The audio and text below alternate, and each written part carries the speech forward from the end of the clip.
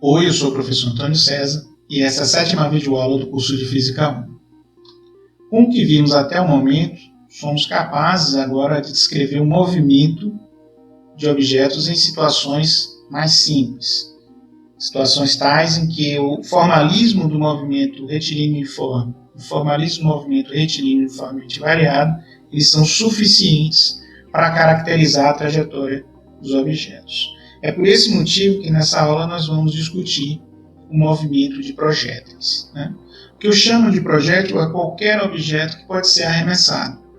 Basicamente, por ação de um impulso, esse objeto adquire uma velocidade inicial e ele é lançado de um determinado ponto do espaço. Temos uma ideia dos aspectos gerais desse tipo de movimento, vamos analisar três cenas diferentes. A primeira é um chute de longa distância, na qual o jogador é muito feliz e faz um golaço. E bom dessa imagem, desse GIF, é que nós somos capazes de ver a trajetória da bola.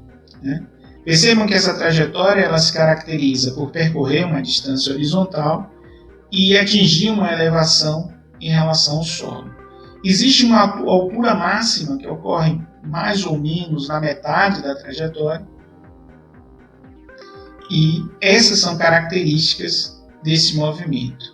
A mesma situação a gente observa nessa segunda cena. Vemos que o jogador de basquete ele tenta um arremesso de 3 pontos e consegue, mas as características, apesar da situação física ser diferente, as características dos movimentos são semelhantes. Uma distância horizontal percorrida e uma elevação em relação ao solo ocorre, mas com uma altura máxima sendo atingida num dado ponto da trajetória, mais ou menos na sua metade. Só uma estimativa, mas ambos os movimentos são muito parecidos nesse sentido. Um terceiro exemplo é o arremesso de um projétil por uma catapulta. Catapulta é um instrumento antigo, utilizado na antiguidade, na Idade Média, em batalhas, em combates. Hoje é mais um instrumento pelo visto, de diversão. Mas percebam que nas 3 cenas, o movimento executado pelos projéteis não são os mesmos, obviamente, mas são muito semelhantes. Eles percorrem uma distância horizontal e atingem uma elevação máxima relativa ao solo. Além disso, todos esses 3 movimentos têm em comum o fato de ocorrerem próximo à superfície da Terra. Portanto, são movimentos sujeitos à ação da gravidade, uma vez que os projéteis, todos eles têm massa. A bola de futebol, a bola de basquete e o objeto arremessado pela catapulta, em chamas inclusive, eles possuem massa e, portanto, sofrem a ação da gravidade terrestre. Nesse caso, nós podemos propor um modelo onde a combinação do movimento retilíneo uniforme e a combinação do movimento retilíneo uniformemente variado seriam suficientes para caracterizar o movimento desses projéteis. É claro que aqui a gente tem que fazer uma ressalva em que o correto seria o movimento completo, ele não pode ser descrito sem levar em consideração a ação da resistência do ar. Nesse caso, nós não vamos fazer essa consideração porque isso extrapola o que nós vimos do formalismo até o momento. Mesmo que a gente não tenha uma descrição da situação real desses movimentos, ao menos qualitativamente a gente vai ter uma boa aproximação, uma vez que mesmo precisando levar em consideração a resistência do ar, a ação da gravidade era de suma importância nos 3 movimentos. Mas nós não vamos atacar os problemas diretamente. Nós não vamos descrever esse movimento diretamente. Não. Vamos fazer uma construção analisando alguns casos mais simples e com isso vamos pavimentar o caminho até o tipo de lançamento que vai corresponder ao movimento nessas 3 cenas. Dessa forma, eu vou começar a discussão pelo movimento de queda livre. Essa ressalva é importante. Eu estou considerando um movimento onde eu vou desconsiderar a resistência do ar, Mas quando eu falo em queda livre, eu estou falando apenas de um objeto que ele é simplesmente solto de uma dada altura, certo? Quando ele é solto, ele realiza um movimento de queda em direção ao solo, cuja aceleração a que ele é submetido é exatamente a aceleração da gravidade. Estou repetindo um quadro que nós já vimos numa aula anterior. Se o movimento ocorre próximo à superfície terrestre, que é o caso dos 3 exemplos que nós mostramos, e que vai corresponder ao modelo que nós queremos descrever, o objeto tende a sofrer uma aceleração que atua na direção vertical e forçando o movimento de cima para baixo rumo ao solo, certo? O módulo da aceleração da gravidade, 9,8 metros por segundo ao quadrado. E aqui uma informação importante, a ação da gravidade está diretamente associada à massa do objeto. A Terra exerce essa força de atração sobre o objeto porque esse objeto possui uma massa. Okay? Então vamos analisar agora graficamente como seria, e em detalhes, como seria o movimento de queda livre. Essa figurinha está representando para mim o solo, certo? Então, o nível do solo eu vou considerar, uma vez que eu vou tomar a coordenada y como uma coordenada que vai representar a medida da posição, eu vou tomar ela igual a 0 no nível do solo. Apesar de eu estar considerando o solo aqui, que seria talvez uma dimensão horizontal, eu só vou olhar o movimento, eu só vou precisar de uma coordenada porque o movimento é só na vertical, tá? É por isso que eu estou desenhando aqui o eixo y, tá? Lembrando que associado a esse eixo nós temos um versor y, e relativo a esse sistema de coordenadas é que eu vou fazer as medidas de posição. Y0 vai caracterizar a posição inicial do objeto. Né? O objeto estaria mais ou menos aqui. Eu estou usando essa representação para indicar que o objeto esteve inicialmente aqui. Eu vou representá-lo, pelo menos que seria uma representação do objeto real, na posição final dele. Tá? Então isso aqui é como se fosse uma imagem passada do objeto. Então, inicialmente ele estava aqui, a essa altura y0, e sua velocidade inicial é de 0 metros por segundo. Quando eu digo que o objeto é solto da altura y0 em relação ao solo, né, o termo solto aqui está destacado porque ele vai remeter a essa condição inicial V0 igual a 0. Em relação ao solo, está destacado aqui, porque y0 eu estou medindo a partir daqui. Tá?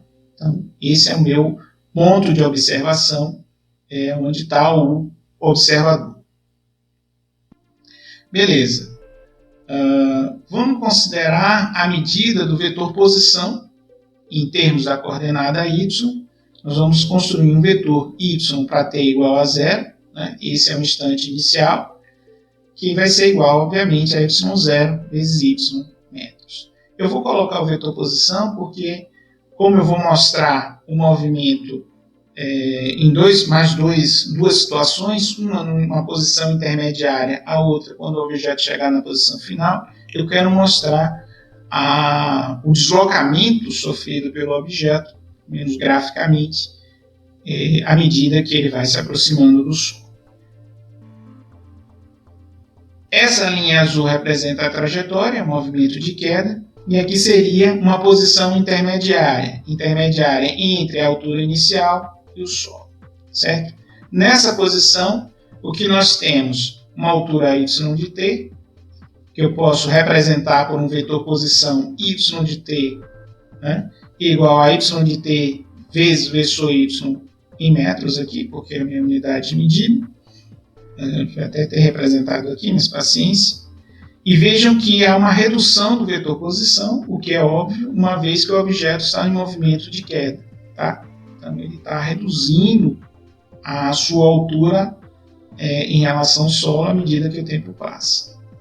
Desse instante de tempo t, que é maior que 0, o deslocamento correspondente, y de t menos y0, vai gerar um vetor que está no sentido negativo de y.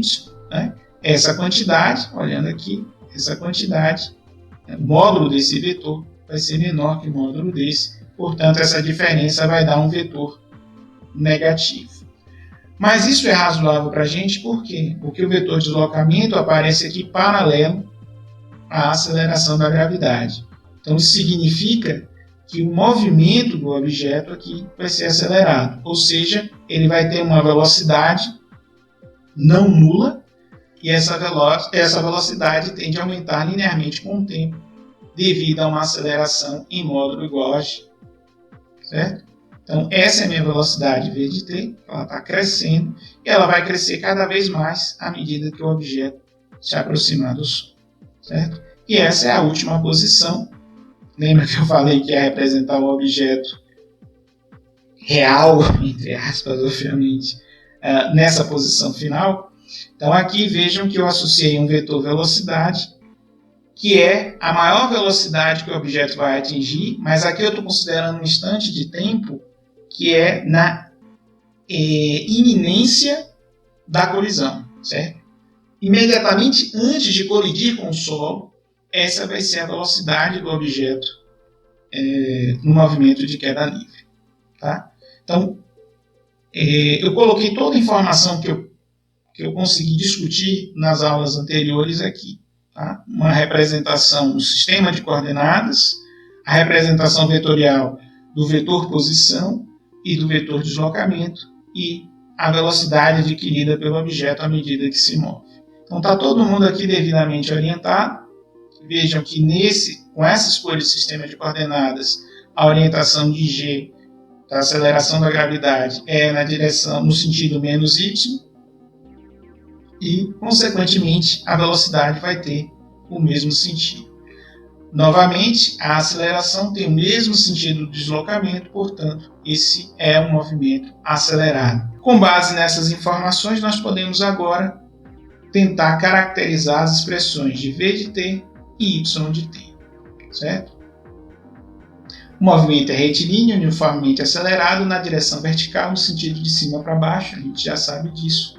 A aceleração ela vai ser igual à aceleração da gravidade, usando o nosso sistema de coordenadas menos g na direção y. O termo solto, como eu já tinha mencionado antes, ele indica que a velocidade do objeto é nula no início do movimento, ou seja, v0 igual a zero. E, uma vez que eu usei t0, quando eu introduzi o formalismo tanto do movimento retilíneo uniforme como no movimento retilíneo uniformemente variado, eu estou mantendo essa observação aqui. O instante inicial eu estou tomando como t igual a zero, portanto eu posso escrever o ΔT como sendo t.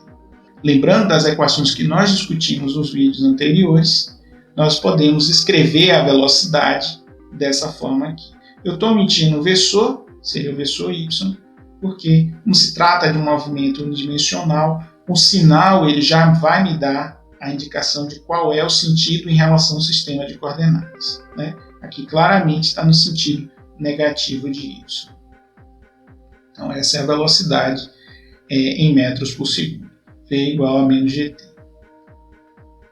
O movimento ocorre de modo que a altura diminui à medida que o tempo passa, cessando quando o objeto atinge o solo. Né? Isso nós vimos naquela simulação, naquela representação gráfica, e isso vai se refletir na maneira como nós vamos escrever o vetor posição. Certo? A equação horária da posição vai ser justamente, aqui eu estou remetendo às equações que nós deduzimos para um movimento retilíneo uniformemente variado, ela vai ser igual a y0 menos g sobre 2t ao quadrado. O termo linear que deveria aparecer aqui, ele não aparece porque a velocidade inicial é zero, portanto, o termo linear no tempo vai ser nulo. Novamente, estou me referindo a equações que nós já trabalhamos. Se está em dúvida, volta no vídeo anterior e assiste ele de novo. Aqui nós podemos fazer algumas considerações. Por exemplo, se eu quiser saber quanto tempo o objeto levou para chegar ao solo, basta eu igualar y a zero e, uma vez que ele é igual a zero, eu consigo manipular essa equação aqui. Fazendo uma continha de cabeça, isso vai dar a raiz quadrada de 2 vezes y0 sobre g. Tá?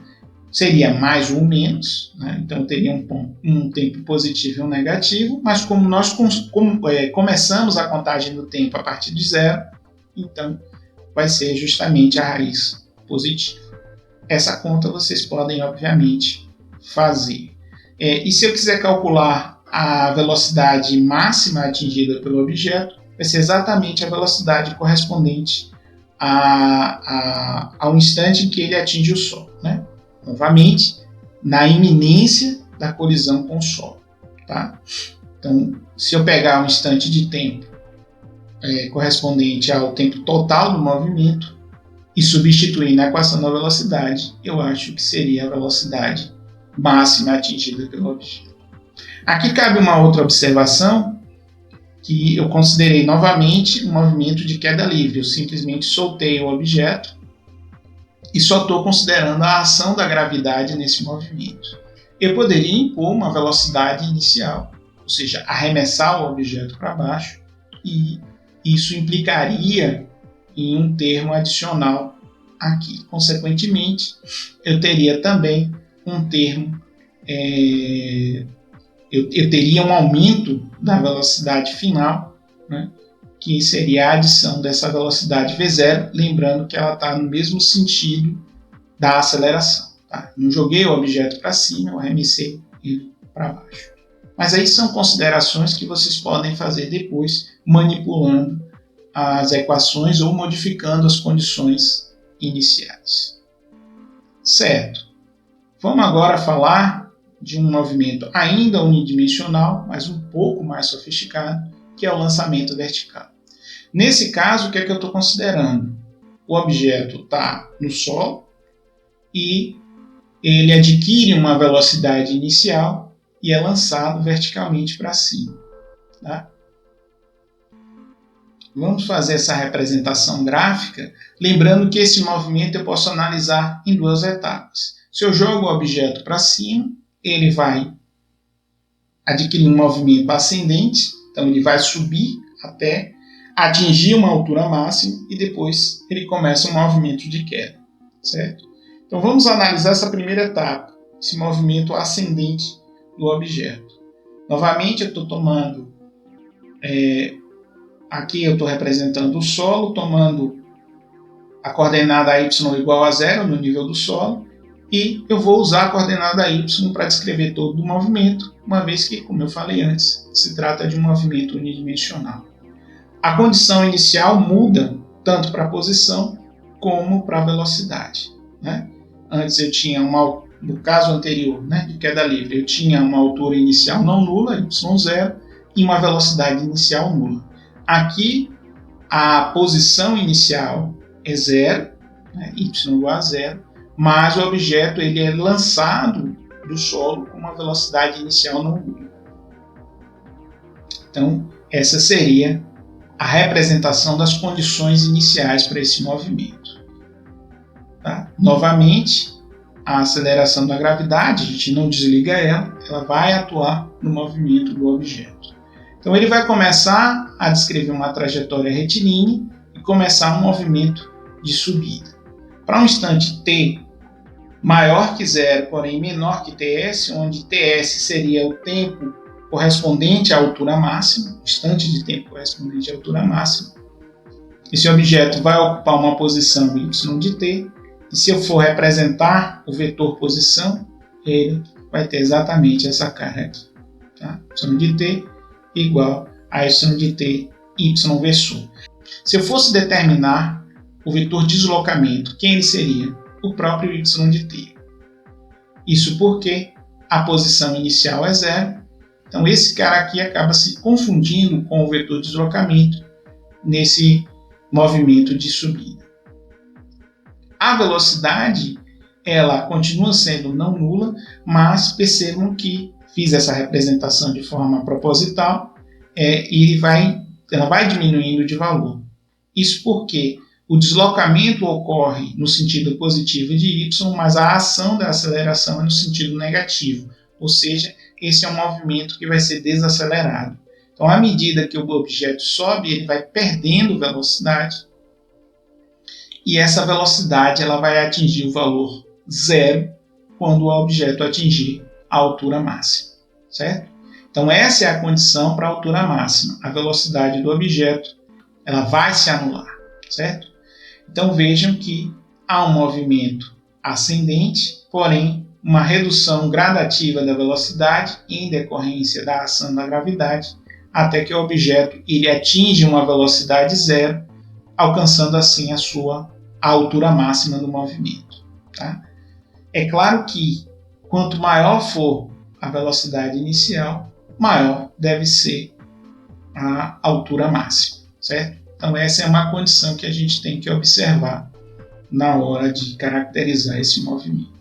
Vamos agora observar a segunda etapa do movimento, que é o objeto ao longo dessa linha aqui, dessa trajetória, ele dá início a um movimento de queda. Lembrando que essa condição ela remete à ideia de um movimento de queda livre, né? Uma vez que a velocidade aqui é zero e, novamente, a gente não desliga a gravidade, o objeto agora vai começar a descer. Claro que não dá para eu desenhar a descida aqui, então eu resolvi jogar esse quadrinho do lado, certo? Então essa seria a posição do objeto na altura máxima, tá? Então estou repetindo as informações.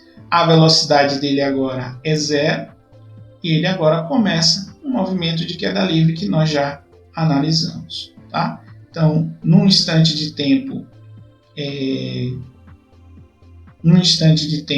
t, que agora vai estar entre ts, que é o tempo associado à altura máxima, e o tempo total de movimento, né? Eu chamei de t máximo aqui. Nós vamos ter o objeto ocupando uma posição y de t, adquirindo uma velocidade agora paralela à aceleração, e essa velocidade agora ela tende a crescer uma vez que o movimento é acelerado. O deslocamento ocorre no mesmo sentido da aceleração da gravidade. Então aqui, de fato, é como se eu tivesse um movimento de queda livre. Tá?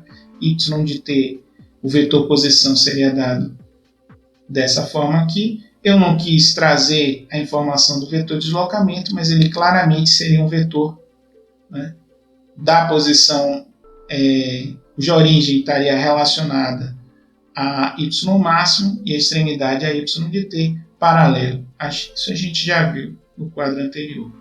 Por fim, quando o objeto atinge o solo, ele adquire a sua máxima velocidade nesse movimento de retorno.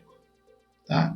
Então é basicamente isso. Ele vai subir até uma altura máxima, né? Porque na altura máxima a sua velocidade é zero, porque nesse movimento de subida ele sofre uma desaceleração em consequência da gravidade, e depois ele desce ao longo da mesma linha. Eu só fiz transladar a figura para a gente poder explicar, num movimento agora que é o mesmo movimento de queda livre. Vamos ver agora as equações que descrevem o movimento no lançamento vertical, né? Ele é retilíneo, uniformemente acelerado na direção vertical. A aceleração é a mesma que nós vimos para o movimento de queda livre. O que vai mudar agora são as condições iniciais, né? O objeto possui uma velocidade inicial não nula e no sentido positivo de y.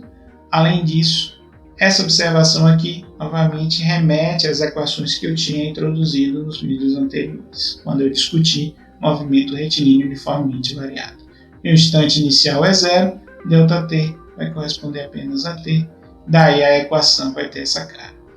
V0 aqui justamente porque eu tenho uma velocidade inicial não nula e no sentido positivo de y, por isso que eu tenho essa expressão. Tá? Observe que para a altura máxima isso aqui vai ser igual a zero e, portanto, daqui eu consigo tirar a expressão do tempo correspondente à altura máxima. Tá? Vamos fazer isso mais à frente. Ocorre um deslocamento ascendente, subida, seguido um deslocamento descendente, né? Uma descida, e a equação horária do vetor posição vai ser y de t igual a v0t menos g sobre 2t ao quadrado, certo? Então, essa equação eu também posso utilizar para calcular o tempo máximo. Basta eu igualar y a zero, e a partir daí eu vou ter dois valores, né? Um é t igual a zero, que é o instante inicial, o outro eu vou tirar, vai se corresponder a 2 vezes v0 sobre g. Isso significa que o tempo máximo vai ser igual a 2 vezes o tempo que o objeto leva para atingir a altura máxima. Tá? Eu fiz essas contas de cabeça, mas obviamente vocês conseguem fazer essas contas operando as duas equações. V igual a zero, condição associada à altura máxima, daí eu vou ter que o tempo de subida vai ser igual a V0 sobre G. Y igual a zero, eu tenho dois valores possíveis para t. Um é t igual a zero, instante inicial. O outro vai ser 2 vezes V0 sobre G, ou seja, o tempo máximo de movimento é igual a 2 vezes o tempo correspondente à altura máxima, certo? Então, essas são duas informações importantes que a gente consegue tirar dessas equações.